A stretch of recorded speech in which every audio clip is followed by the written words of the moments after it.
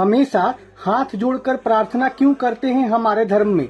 क्यों नहीं ऐसे करते, क्यों नहीं ऐसे करते, क्यों नहीं ऐसे करते, अर्थात किसी और विधि से क्यों नहीं करते?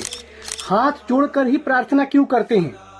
इसके पीछे बहुत ही तार्किक वैदिक विज्ञान छिपा है, बहुत ही इंटेलेक्चुअल और बहुत ही शारीरिक वैदिक विज्ञान छिपा है। हमारे शरीर में 72,000 नाड़ियां होती है।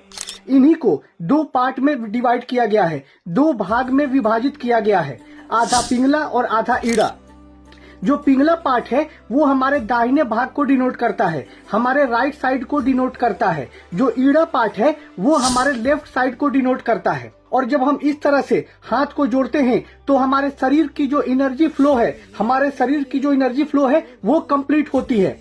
जैसे आप इलेक्ट्रिक करंट में जब दोनों तार को लाइन में जब जोड़ते हैं तब लाइन शुरू होती है, वैसे ही शरीर की जो एनर्जी फ्लो है इस तरह से जोड़ने से, हाथ को जोड़ने से यहाँ पर कंप्लीट होती है। अब बहुत सारे लोग जब हाथ जोड़ते हैं तो इस तरह से बस सीधे खड़े हो जाते हैं हाथ जोड़ के। नहीं, ऐसे नहीं करना।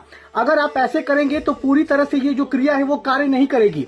हम ये क्यों करते हैं, सबसे इम्पोर्टेंट जो बात यह है कि हम ऐसा क्यों करते हैं और इसे करने की सही विधि जान लीजिए। जब हम ऐसे हाथ जोड़ते हैं तो जोड़ने के बाद इस उंगली को, जो दोनों जो अंगूठे हैं उनको थोड़ा सा मोड़ना चाहिए। मोड़ने के बाद चेस्ट के नीचे यहाँ पर होता है अनाहता चक्र, इसको प्रेस करना चाहिए। यहीं पर होता है हमारा वेगस नर्व। ये वेगस नर्व हमारे सिग्नल को, हमारे जो कॉन्सेंट्रेशन का जो सिग्नल है, यहाँ पर अज्ञ चक्र जहाँ पर मैंने तिलक किया है वहां पर लेके जाता है। और यहाँ पर जब लेके जाता है तो हम कॉन्शसनेस के स्टेट में पहुंचते हैं।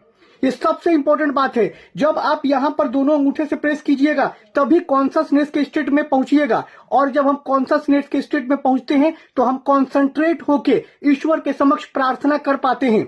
हमारा जो कॉन्सेंट्रेशन लेवल है वो बढ़ता है। ऐसे ही नॉलेजेबल कंटेंट के लिए और जो है नॉलेजेबल वीडियो के लिए लाइक एंड फॉलो अवश्य करें। इसी तरह के नॉलेजेबल कंटेंट को देने में मैं विश्वास करता हूं, क्योंकि मैं ये समझता हूं कि जो नॉलेजेबल कंटेंट होता है वही सबसे उपयोगी होता है, क्योंकि वही सबसे अधिक हमारे जीवन में जो कार्य देता है।